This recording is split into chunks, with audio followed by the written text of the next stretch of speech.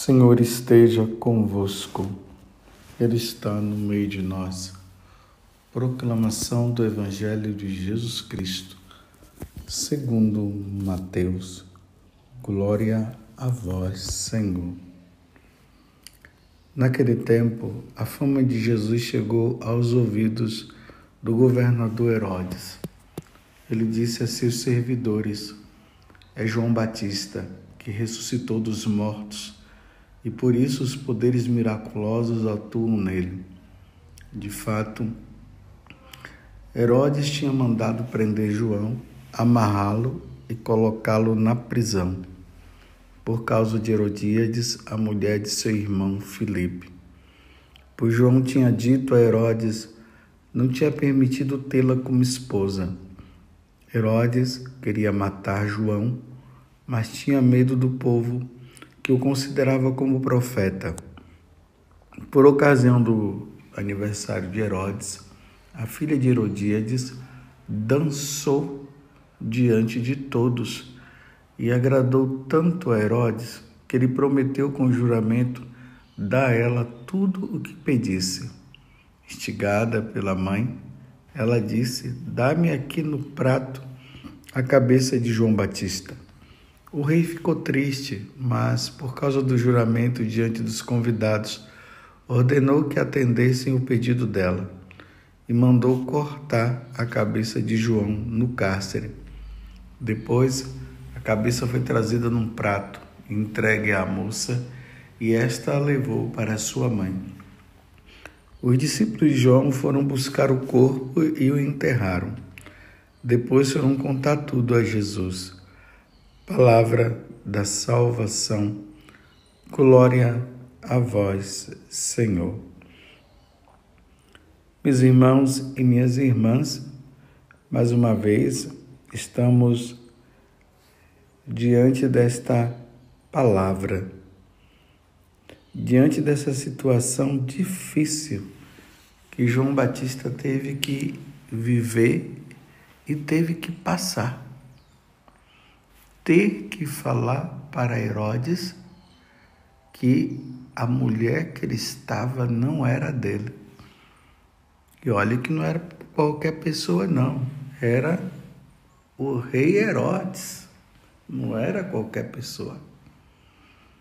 Mas João Batista, no impulso, no desejo de querer mostrar para Herodes o quanto que ele estava errado, ele colocou em risco a própria vida. E foi isso que aconteceu. Justamente no aniversário natalício de Herodes. Veja que situação difícil.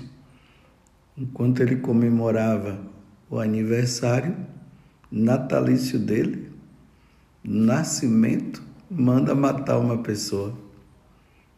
Instigado por Herodíades, que também já não suportava mais ouvir aquela frase: não te é permitido tê-la como esposa. Ela encontrou uma forma então de matar, usando a filha dela. E a filha dela dançou diante de Herodes. Herodes ficou louco diante da dança e aí começa a dizer: te darei tudo que você quiser. Ela vai perguntar à mãe, a mãe diz: olha, pede a cabeça de João Batista e traga ele aqui, e traga a cabeça dele numa bandeja. E a mulher vai e fala, e Herodes não teve outra alternativa senão fazer isso. João Batista foi morto pela verdade. João Batista foi morto porque queria ajudar Herodes a sair de uma situação errada de adultério.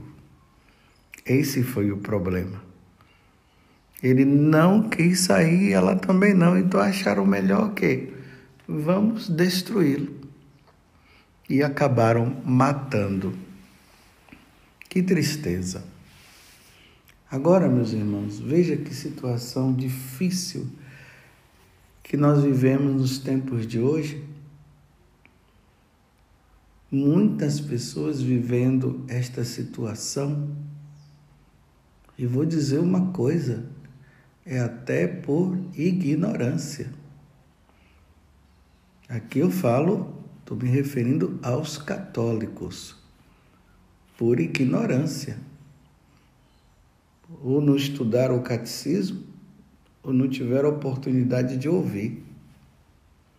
E aí é que o livro de Oséias fala: o meu povo se perde por falta de conhecimento. Ali no confessionário, nós sacerdotes nos deparamos muitas vezes com essa situação que é muito constrangedora. Nós encontramos aquelas pessoas que chegam lá até arrependida dos pecados e de repente elas falam: Padre, eu vivo com uma pessoa. Aí nós perguntamos: vocês não são casados? E a pessoa diz: não. Você sabia que você não pode viver assim? Apesar da pessoa dizer, está confessando isso, elas muitas vezes não sabem a gravidade da situação de estar vivendo com uma outra pessoa que veio de um outro casamento e que não buscou a nulidade, que não procurou a igreja para resolver a situação. E ali nós perguntamos: você não sabia? Não. Aí é preciso mostrar para a pessoa, dizer para ela que a partir daquele momento já não será mais confissão. E aí nós vamos e com toda paciência vamos explicando todo o processo de que aquela pessoa que ela está hoje, que não é o esposo ou não é a esposa dela, ela passou por um casamento aonde ela jurou diante de Deus amor e fidelidade até a morte, na alegria e na tristeza. Mas padre, aquela pessoa, o casamento deles, o outro batia, fazia isso e aquela coisa toda. É isso mesmo. O Catecismo da Igreja já deixa bem claro, ali a partir do parágrafo 1649 até 1651, o Catecismo fala dessa grande tristeza, desta grande problemática, que muitos casais vivem situações deprimentes, difíceis, que não dariam para os dois viverem juntos. E é até permitido, entre aspas, a separação para ver se os dois separados poderiam rever a vida para depois voltar. E ali fala que a comunidade dos fiéis, ou seja, dos fiéis católicos, deveriam ajudar esses casais nessa difícil situação para que houvesse a reconciliação. Viu? Está vendo o que a igreja fala? A igreja está sempre torcendo para que o casal retome a vida. E quando eu falo a igreja aqui, é Deus, porque a igreja transmite aquilo que Deus ensinou, aquilo que Jesus nos ensinou. Então vai fazer de tudo para ver se o casal retoma a vida de novo. Porque, meus irmãos, a vida de casado não é fácil. Não é fácil. Às vezes, uma pessoa vem de uma família, de uma cultura totalmente diferente da outra. É o temperamento forte. Às vezes é o esposo ou a esposa que não tem noção da situação da vida com Deus, não reza, não é de Eucaristia, não é de missa, não sabe as coisas de Deus. E aí, no primeiro momento que vem a primeira dificuldade, aí já separam. Sem esquecer que lá no dia que os dois foram diante do altar, na presença do ministro de Deus, o sacerdote, e com a comunidade ali, os dois prometeram amor e fidelidade até a morte. Mas diante da primeira dificuldade acabam se separando. Na verdade, não eram para se separar, mas é o que o catecismo diz.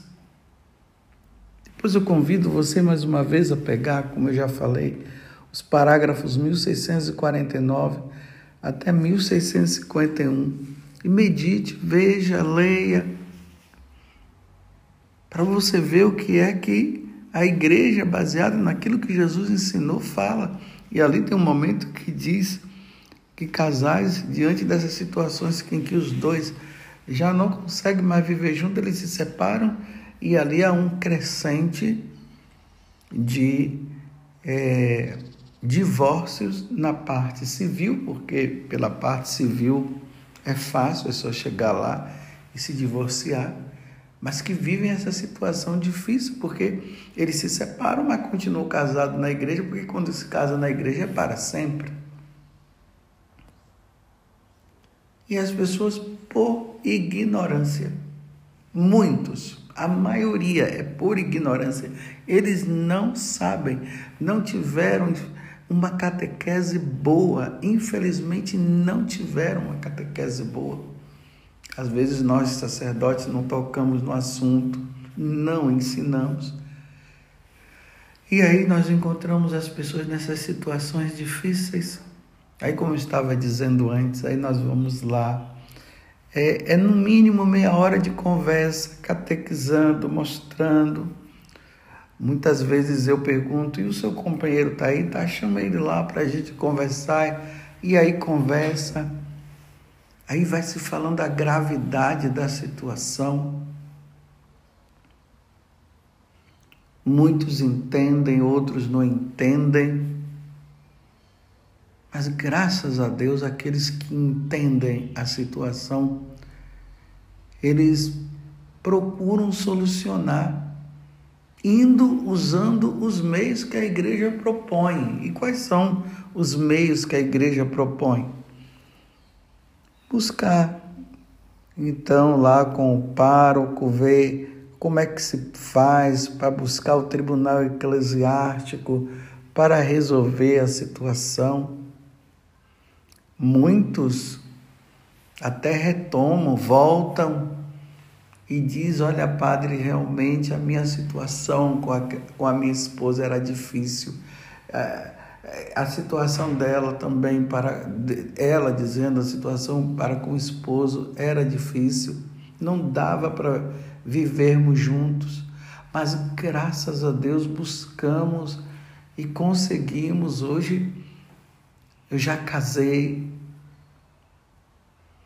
Mas não é que todos deveriam ter que não casar, buscar simplesmente a nulidade e terminar.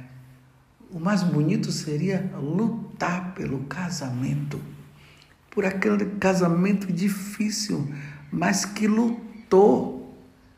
E os dois acabaram se reconciliando e voltando. Quantos testemunhos também de pessoas que depois de um tempo de separados, voltaram, reconheceram, viram que precisavam voltar e graças a Deus voltaram.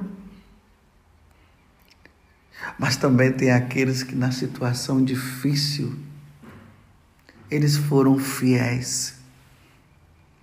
Eu me recordo de uma senhora que ela veio conversar comigo, às vezes assim, quando eu estou assistindo um matrimônio para incentivar o casal à fidelidade até a morte.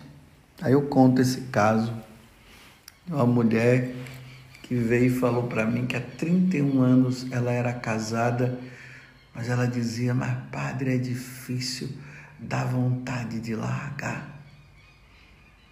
E ela dizia: mas padre, o meu marido, ele bebe, chega em casa brigando. Os meus filhos até já falaram para mim, padre, para que eu largasse, porque eles vendo a situação difícil que eu estava. Não é que eles queriam a separação, mas optaram, né, por essa situação. Vendo aquilo, eles fizeram essa opção de dizer para mim, né, assim, a mulher falando: separa do papai. E a mulher disse: não vou separar, casei para ficar até a morte. E aí teve uma situação que o homem veio dizendo que ia matá-la. Olha, numa situação dessa, realmente é preciso que haja uma separação. Mas ela dizia: não vou separar. Se ele me matar, ele vai matar uma mulher inocente. Que mulher! Que mulher! Mas provavelmente ela sabia também que ele não ia chegar a esse ponto, né? E no final ela disse assim: padre, eu não me separo do meu marido porque fui eu que o escolhi. Que coisa linda! Fui eu que escolhi. Quer dizer, quando ela fala isso, fui eu que escolhi, ela sabia também dessas situações, né? Que ela poderia até passar. Às vezes tem pessoas que dizem assim: não, mas quando casar vai mudar. E às vezes não muda. Mas a fidelidade desta mulher, parabéns pela fidelidade. Deus no céu aplaude a fidelidade. Não precisou separar para ter que depois viver esses constrangimentos. A pessoa quer levar uma vida em Deus, quer até confessar os seus pecados, mas não pode confessar numa situação dessa, quando vive nesta situação aí de segunda união, porque a pessoa confessa, mas volta à situação de novo, não vai adiantar nada.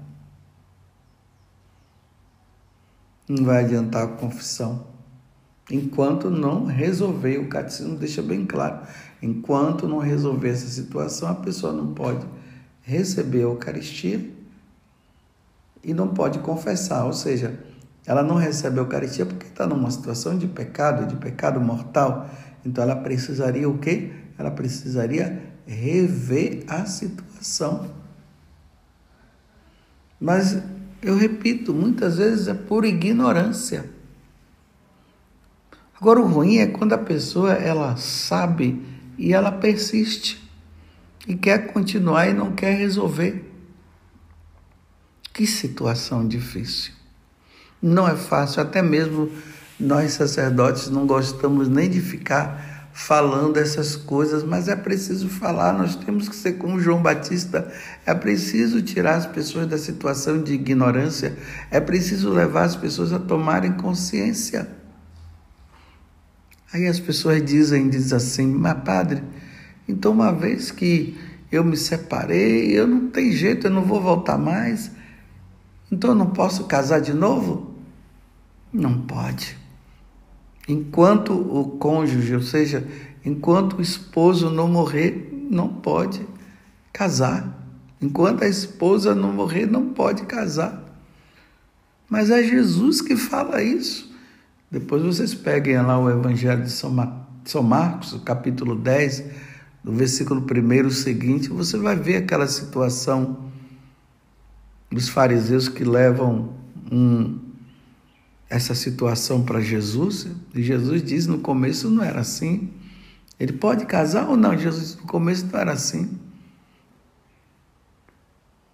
Jesus disse que não é para separar. E depois os discípulos perguntam para Jesus, Jesus disse: porque com um homem, quando ele separa da sua esposa, que ele que é casado na igreja, e depois ele arruma uma outra pessoa, está numa situação de adultério. E aí entra a questão da salvação. Os adúlteros de São Paulo não herdarão o reino dos céus?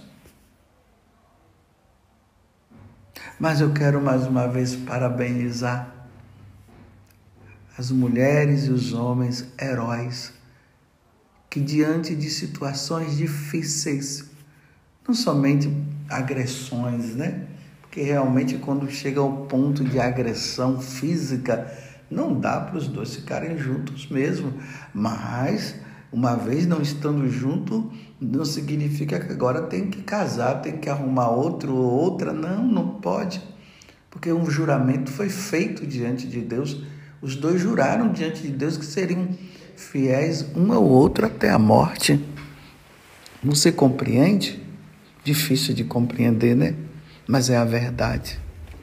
É a verdade de Deus. É necessário essa compreensão, porque é fácil, meus irmãos, é fácil largar a esposa e procurar outra. É fácil largar o esposo e procurar um outro. É fácil. Não é nem virtuoso, mas virtuoso é lutar pelo amado.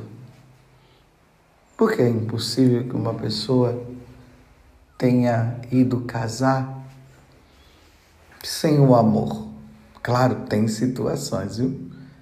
Essas situações que foram forçadas e tudo. Eu tô me referindo àquele rapaz, aquela moça, aquele homem, aquela mulher que diziam que se amavam, que diziam assim: eu dou minha vida por você, eu quero viver com você até a morte.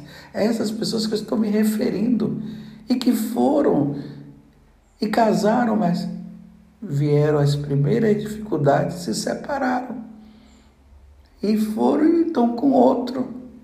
É preciso resolver, mas volto mais uma vez a dizer parabéns por você que lutou. É tão bonito quando chega aquele casal assim e diz assim: olha, padre, foi difícil, mas nós conseguimos. Parecia que tudo ia ser jogado para baixo, mas conseguimos, padre. Hoje estamos reconciliados. Quantas vezes uma boa conversa com o sacerdote ajudou o casal a não se separar? Quantas vezes esses encontros de casais com Cristo, esses outros encontros que tem, que proporcionam casais que estavam ali e disseram: é a última cartada. Vamos então participar desse encontro. Se der certo, deu. Se não der, não deu. E chegam lá, diante do testemunho de outros casais, diante da palavra de Deus que é falada, diante dos ensinamentos que são dados, eles voltam para casa e recomeçam. É sempre bom recomeçar. Então você que está me ouvindo agora, está passando por esta dificuldade, dê uma chance para ela e dê uma chance para ele. Na alegria e na tristeza, na saúde e na doença, por todos os dias da nossa vida. Por todos os dias da nossa vida. Vale a pena lutar. Lute pelo seu matrimônio. Aqueles que estão dizendo que não tem mais jeito, não tem retorno, porque até o esposo já formou uma outra família, ou a esposa também. Reze. Então procure, tente, vai atrás do tribunal eclesiástico, mas não contraia uma outra união sem a igreja dar a resposta e dizer: esse casamento é considerado nulo. aí sim você vai em busca de outro. Se assim você quiser casar de novo, ou de outra pessoa, se assim você quiser casar. Mas enquanto não resolver, meus irmãos e minhas irmãs, enquanto não se resolver, não arrume ninguém. Para você não entrar nesse constrangimento e nessa situação tão difícil. Parabéns para você que está na dificuldade do matrimônio e que não está sendo fácil, mas você está lutando.